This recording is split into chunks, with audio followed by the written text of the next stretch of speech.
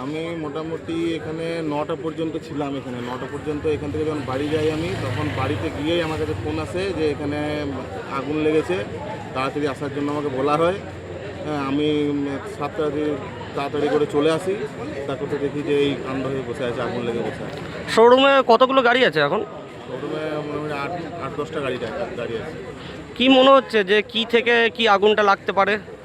প্রাথমিক কি ধারণা হচ্ছে? বোঝা যাচ্ছে না, যতক্ষণ না ভেতরটা শান্ত হচ্ছে, ভেতরে দেখতে পাচ্ছি তখন তো বুঝতে পারছি না। আপাতত এই ব্যাটারিতে আগুন লেগেছে মনে হচ্ছে।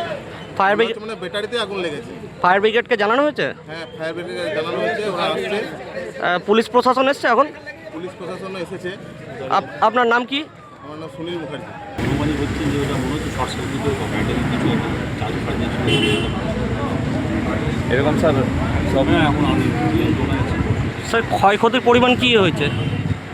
ক্ষয়ক্ষতি কি হয়েছে? ক্ষয়ক্ষতি হচ্ছে আপনার 3টে ঈদ স্কুটি আছে, সেগুলো খুলেছি, আর 5টা ওটা মোটামুটি বের করে ফেলেছি। এখন স্যার নিয়ন্ত্রণে আছে? এখন নিয়ন্ত্রণে আছে। আপনার স্যার পরিচয় স্যার?